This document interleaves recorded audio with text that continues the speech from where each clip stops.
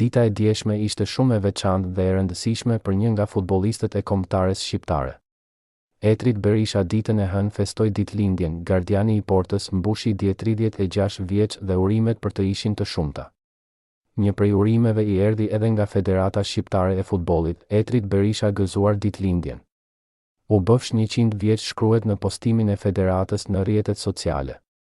Etrit Berisha ka munguar në grumbullimet e fundit me kombëtaren dhe kur jemi vetëm pak ditë nga grumbullimi i kuqezinjve për duelet me Anglinë dhe Andorën pritet të shihet nëse gardiani i Portës do të jetë një nga të përzgjedhurit e Silvinjos për kualifikueset e Kupës së Botës.